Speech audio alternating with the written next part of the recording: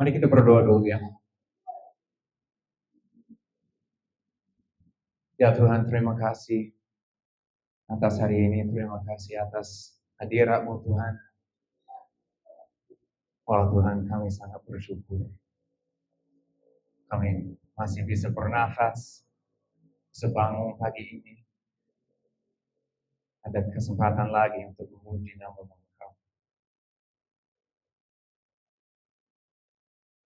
Tuhan, kalau ada sesuatu yang aku katakan pagi ini yang tidak berasal dari Engkau,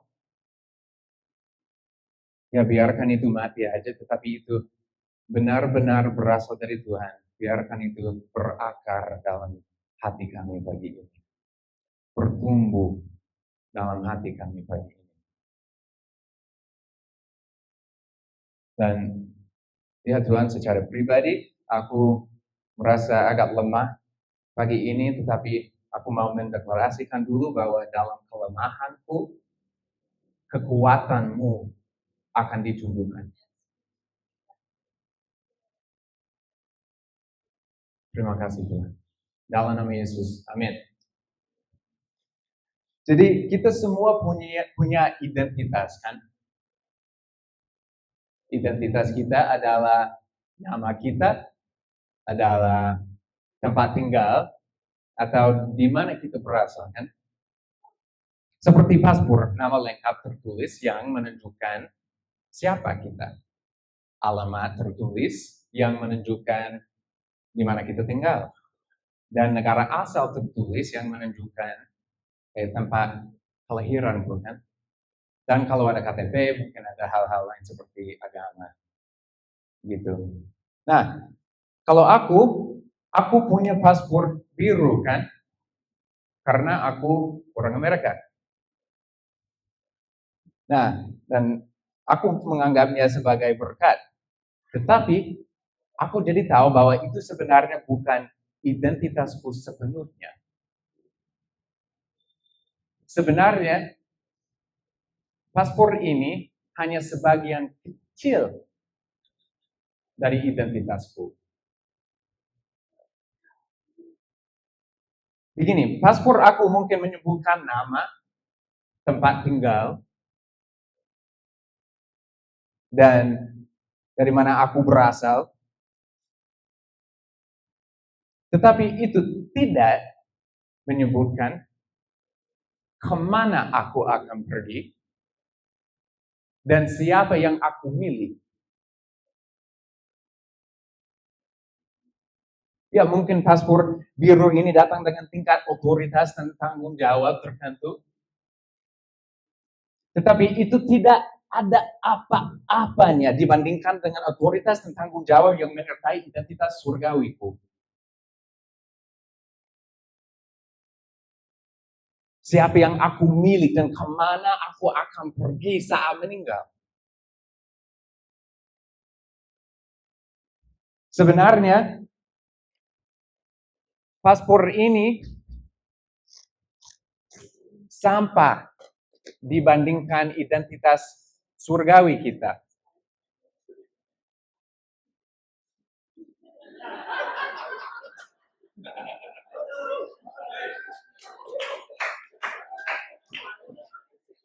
Ini sebenarnya sudah expired ya, gak pernah berlaku lagi. Ya pasti ada kena serangan jantung di sini kan. Saudara, tidak peduli di mana kita dilahirkan, di mana kita tinggal, atau tempat kelahiran kita. Bahkan kalau kita berasal dari kasta yang tinggi. Tidak peduli warna apa paspor kita, biru, merah, hijau, pelangi. Tidak peduli sama sekali. Tidak berarti apa-apa dibandingkan identitas surgawi kita.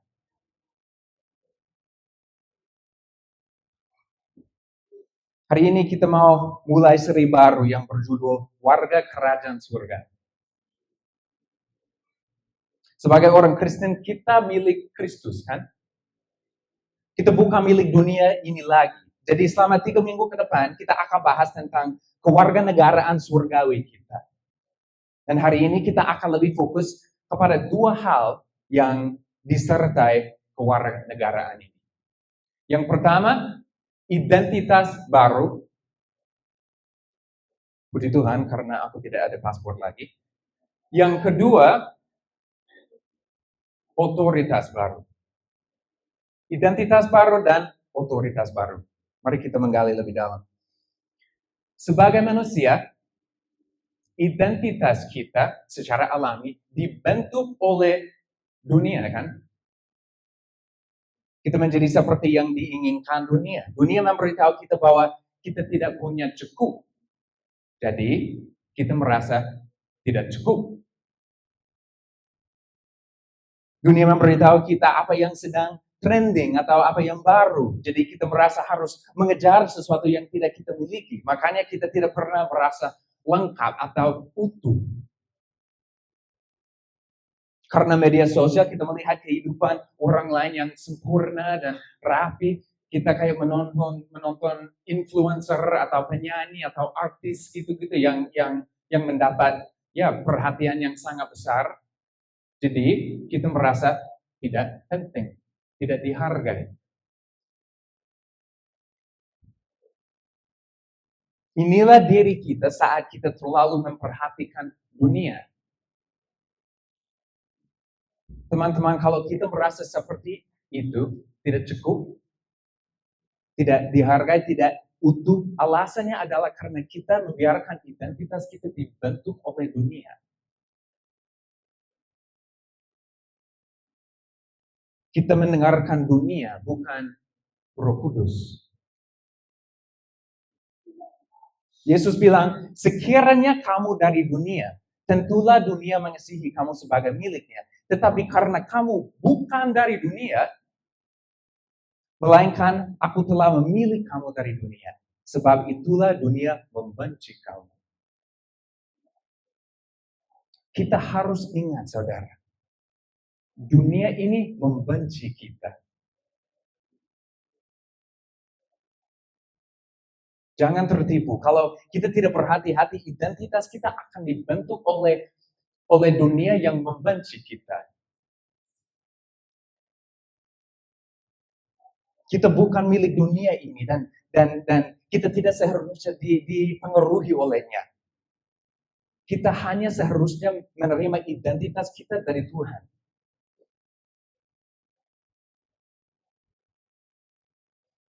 Kita adalah warga surga, bukan warga dunia ini. Paulus menulis hal ini kepada jemaat di Filipi.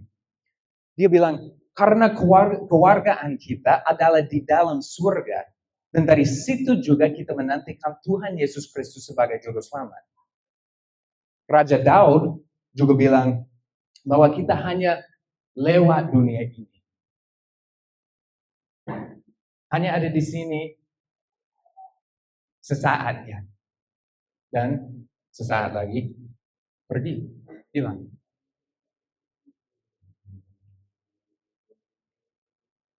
Jadi kalau kewargaan kita adalah di dalam surga, dan kita hanya lewat dunia ini, kenapa kita membiarkan dunia menentukan siapa kita dan apa yang kita akan lakukan?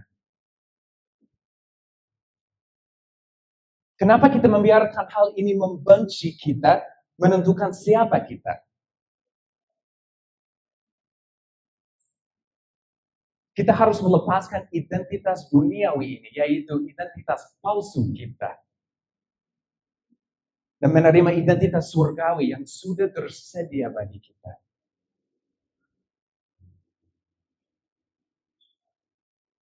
Tuhan memberitahu kita dikasihi. Dan tidak ada yang bisa kita lakukan untuk memisahkan diri darinya. Kita diterima. Kita lebih dari pemenang. Kita adalah putra dan putri dari Raja yang Maha Tinggi. Kita berharga di matanya. Kita dipandang sebagai orang benar dan tidak bercacat karena iman kita. Kita cukup. Kita dipilih. Dan kita penting.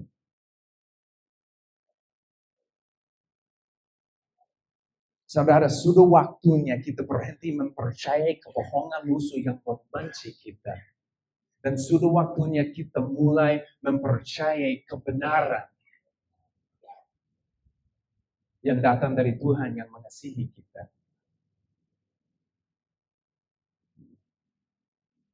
Jadi apa langkah praktisnya? Yang pertama, ketika sebuah pikiran muncul yang bukan berasal dari Tuhan, kita menolak dan menggantinya dengan kebenaran. Dengan cepat. Kalau saudara memiliki pikiran bahwa saudara tidak dikasihi, lawanlah dengan kebenaran.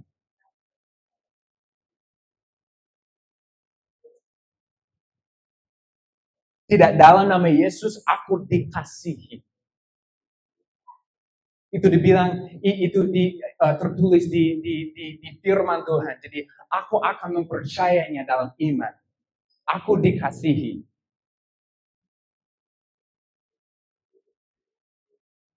Jangan biarkan si iblis bermain di sini.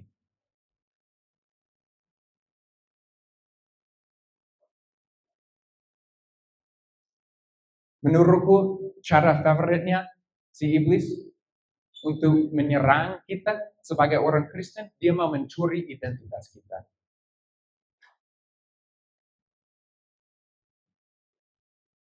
Sebenarnya nggak peduli kalau kita sering melayani di gereja, walaupun itu hal yang sangat bagus. Kalau kita datang ke live group dan kegiatan lain, ya itu bagus. Tapi kalau kita tidak tahu siapa kita di dalam Kristus,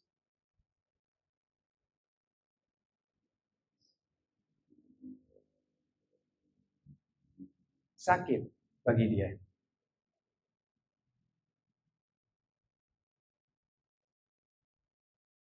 Lebih dari dia ingin kita melayani di sini di gereja, dia ingin kita yakin siapa kita di dalamnya. Kenapa? Karena kalau kita yakin siapa kita, identitas sejati kita, kita akan melayani dengan motivasi yang benar, dengan motivasi yang murni. Jangan terbalik kan?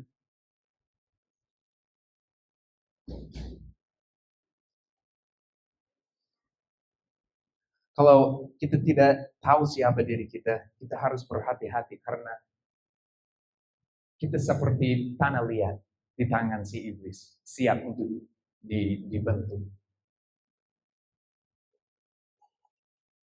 Yang kedua, untuk langkah praktis,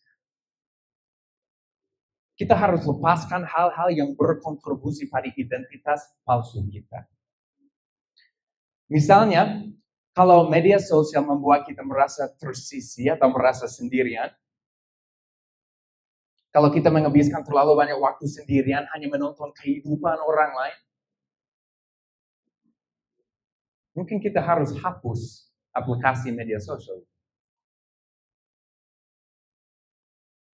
Ada yang berpikir, no, aku akan mati kalau begitu. Kamu hanya butuh Tuhan, makan sama minum, itu saja.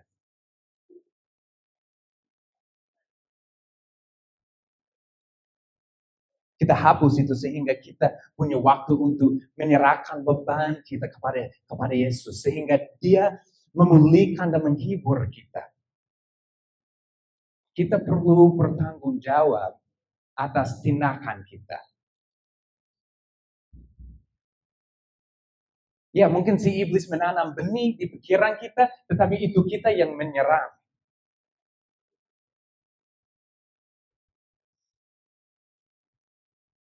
Kita harus bertanggung jawab dan menutup pintu yang menuntun kita pada kebohongan. Kalau pintu itu media sosial atau hal-hal lain, tutup pintu. Kalau masih terbuka, Berbahaya kan? Kita harus bertanggung jawab atas tindakan kita. Baik. Jadi kita tidak hanya menerima identitas baru karena kewargaan surgawi kita, tetapi kita juga menerima otoritas baru. Otoritas baru. Kalau kita tahu, kalau kita sadar betapa besar otoritasnya yang kita miliki di dalam Kristus, tidak ada yang mustahil bagi kita. Masalahnya bukanlah kita tidak memiliki otoritas. Setiap orang Kristen memiliki kuasa kebangkitan.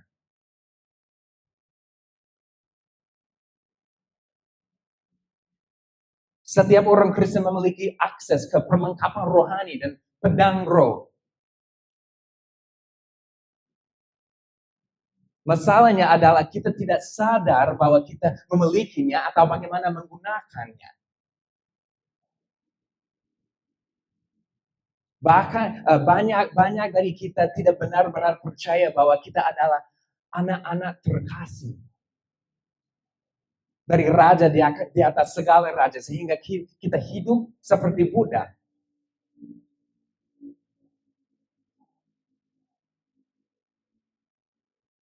Begini, ini seperti Tuhan mengundang kita untuk tinggal di istana kerajaan bersamanya. Yang disertai dengan mindset baru, yaitu mindset kerajaan. Pola pikir kerajaan. Kita sudah mengadopsi, dia sudah mengadopsi kita ke dalam keluarga kerajaannya. Tetapi karena kita sudah mempercayai kebohongan bahwa kita tidak layak, bahwa kita tidak cukup, kita sudah memilih untuk hidup di luar gerbang bersama dunia. Di luar istana bersama dunia. Tidak mengetahui kekuasaan dan perlindungan yang sudah ditawarkan kepada kita.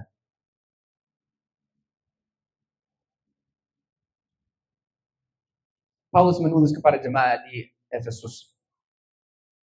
Allah membangkitkan kita dari kematian untuk hidup dengan Yesus Kristus. Dan menempatkan kita bersama dengannya di surga. Berarti kita sudah dibawa keluar dari kehidupan lama sebagai budak dan diadopsi ke dalam kehidupan baru sebagai anak kerajaan. Di mana kita memiliki otoritas.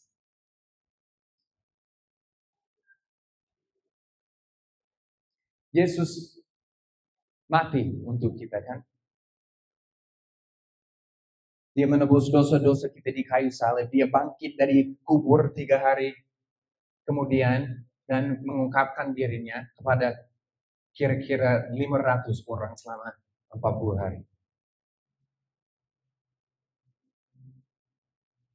Membuktikan bahwa dia adalah anak Allah dan juru selamat dunia. Namun, tahu enggak hal terakhir yang dia katakan kepada murid-muridnya sebelum dia naik ke surga? Ada yang tahu? Bukan kayak, sampai jumpa, kita main nanti ya.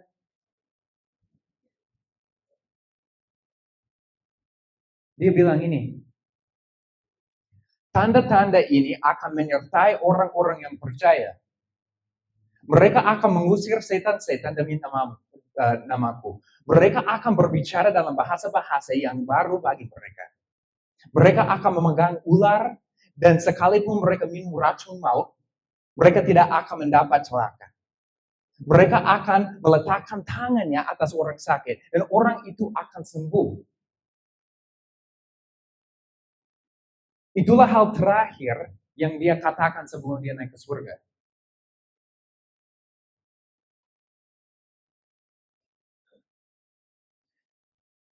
Tanda-tanda ini akan menyertai orang-orang yang percaya. Bukan tanda-tanda ini akan menyertai semua para rasul. Tanda-tanda ini akan menyertai yang paling berpendidikan. Bukan. Yang percaya.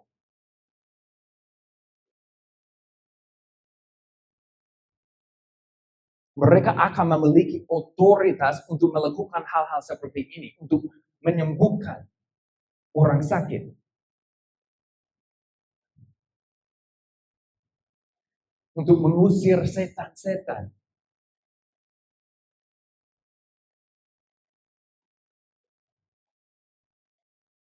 Inilah salah satu tanda, inilah bukti bahwa kewargaan kita ada di surga. Ya, kita mungkin tinggal di dunia ini sementara, tetapi kita menggunakan otoritas surgawi di sini yang diberikan kepada kita untuk membawa kerajaan Tuhan turun ke bumi.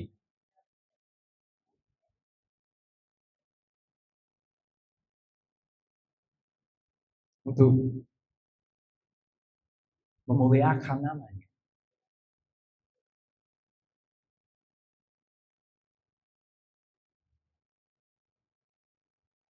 Jadi, apa langkah praktisnya? Mirip dengan salah satu langkah praktis untuk menerima identitas baru kita perlu melepaskan semua distraksi.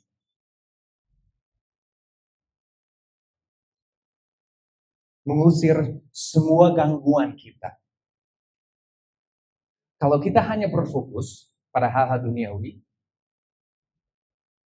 kalau kita tidak memiliki perspektif yang kekal, kita tidak akan mampu menyadari otoritas yang kita miliki dan kita tidak akan tahu bagaimana menggunakannya. Kita perlu berfokus pada kebenaran firman Tuhan sampai kita benar-benar memahami siapa kita dalam Kristus.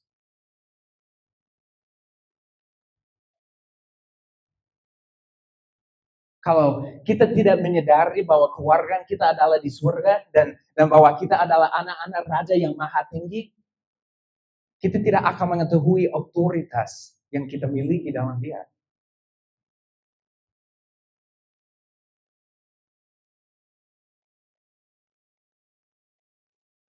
Kita perlu meluangkan waktu bersama Yesus. Merenungkan hal-hal surgawi. Merenungkan yang baik, yang layak dipuji, yang indah.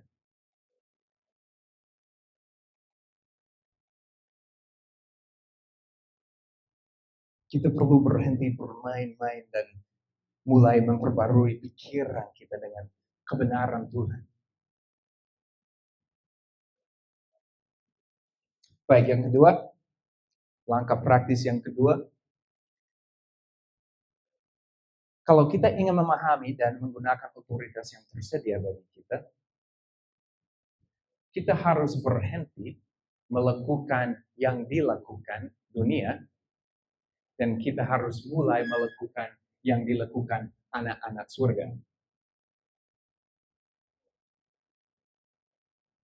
Hal ini mungkin sepertinya sederhana, tetapi kebanyakan orang bergumul dengan hal ini.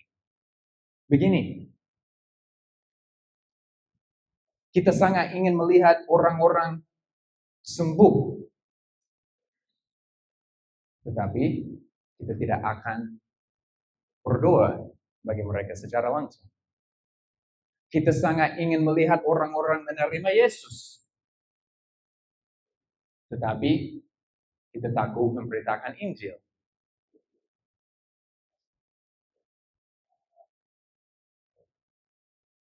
Kita ingin melihat orang-orang dibebaskan, tetapi kita tidak mau mengusir roh jahat.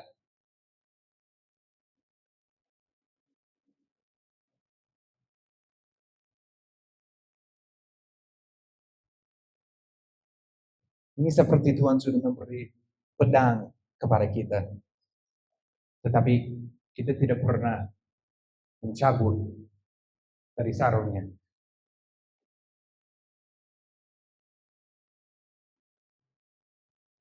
Dan kita selalu punya alasan, kan? Kalau kita jujur, ya ini bukan karunia karunia rohaniku. Aku bukan seorang penginjil. Atau aku tidak dipanggil untuk melakukan pelayanan pembebasan. Oke, mungkin itu benar. Tetapi satu-satunya hal yang saudara lakukan saat ini adalah kayak main HP. Main HP bukanlah karunia rohani.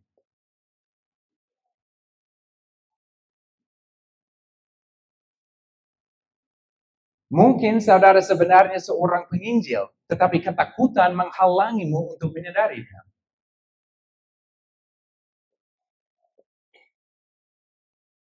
Rasa takut sudah membuatmu diam. Mungkin Tuhan sudah memberi saudara suatu karunia untuk menyembuhkan orang, tetapi rasa takut sudah menghalangimu untuk menjalani panggilanmu. Mungkin alasannya saudara belum pernah melihat orang sembuh secara fisik, itu karena saudara belum mendoakannya.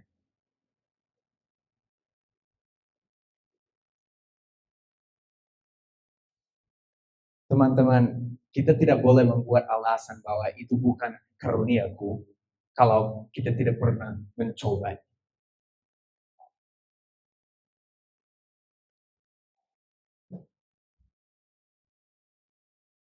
Kita tidak bisa menggunakan alasan ini kalau kita tidak mengetahui karunia rohani yang kita miliki.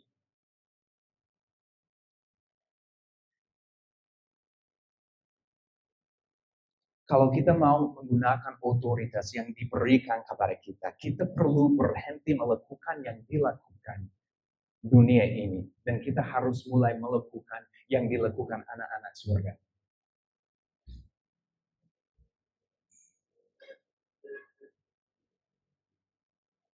Kita perlu bermitra dengan roh Tuhan yang melakukan kehendaknya di bumi ini.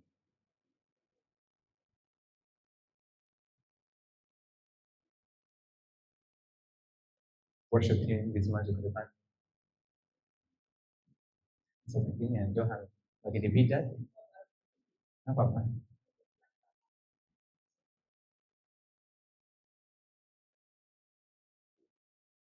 Mau aku pijat? Oke. Gak mau disentuh. Teman-teman, sudah waktunya kita mempercayai kebenaran Tuhan.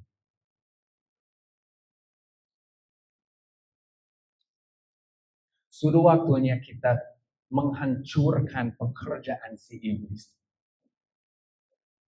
Bermitra sama kehendak Tuhan. Bermitra sama rencananya di bumi ini. Dan menggunakan otoritas yang sudah diberikan kepada kita. Sudah waktunya, saudara.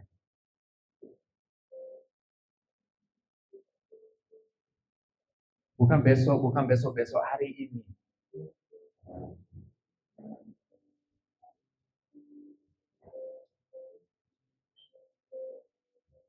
Dan hal yang indah adalah kita tidak pernah terlalu telat, terlalu terlambat. Tak peduli betapa malasnya kita.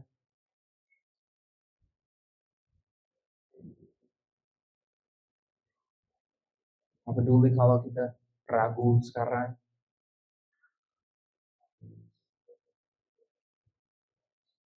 Bapa kita di surga sedang menunggu kita untuk mempercayai semua hal indah yang Dia katakan tentang kita. Dan Dia sedang menunggu kita untuk menggunakan otoritas yang sudah diberikan kepada kita.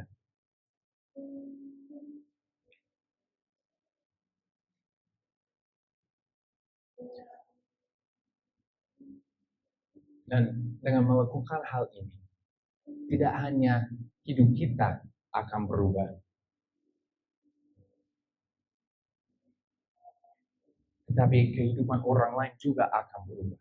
Kalau kita yakin siapa kita dalam Kristus, dan kalau kita menggunakan otoritas Tuhan yang diberikan kepada kita, dunia akan berubah. Bayangkan ini, kalau semua kita di sini keluar dari tempat ini dan menggunakan otoritas yang sudah diberikan kepada kita. Bayangkan kalau kita semua, waktu kita keluar dari tempat ini, kita yakin tentang siapa kita di dalam Kristus. Yakin bahwa aku dikasih, aku diterima. Tidak ada yang aku bisa lakukan untuk kayak memisahkan dari kasihnya.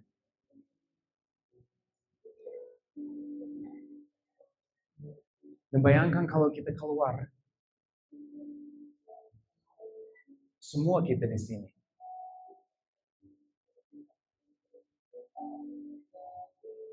dan kita bermitra sama rencana Tuhan, kehendak Tuhan, untuk berdoa untuk orang lain, menyembuhkan orang sakit,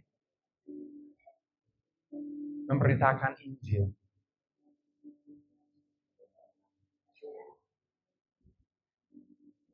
Mungkin ada 50-an orang di sini kira-kira, 40-an. Kalau semua kita keluar dan melakukan hal-hal ini, aku berjanji ada banyak orang, ada banyak hidup, ada banyak jiwa yang akan berjumpa sama Tuhan, yang akan mengalami hadirat Tuhan, yang akan sembuh.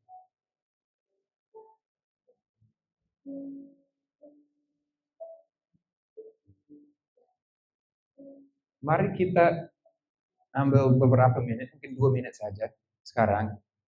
Kalau ada HP bisa buka karena kita mau tulis sesuatu.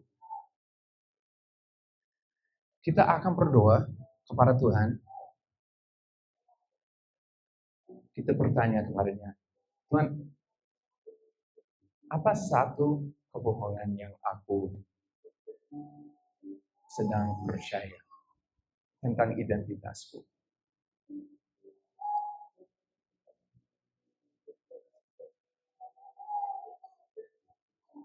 Dan kita tulis, kalau ada kebohongan.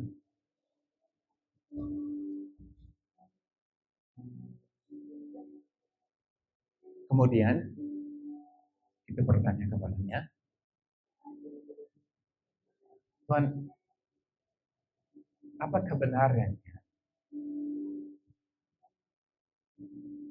yang aku bisa mengambil?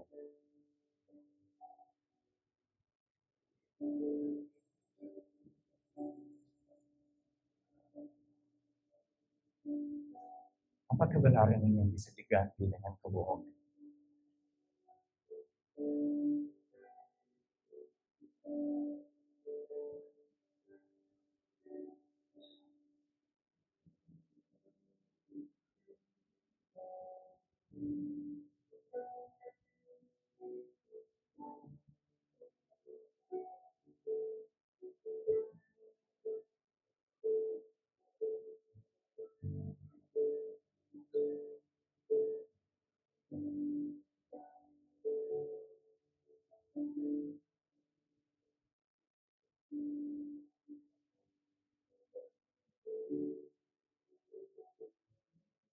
Baik, kemudian mari kita tulis satu hal yang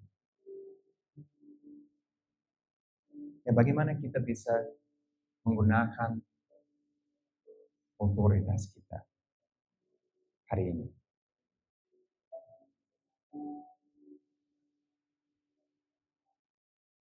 Mungkin kita bisa mulai mendeklarasikan kebenaran setiap hari supaya kita bisa menghancurkan pekerjaan iblis setiap hari. Atau mungkin itu mendoakan orang sakit. Berdoa untuk orang yang kita belum kenal.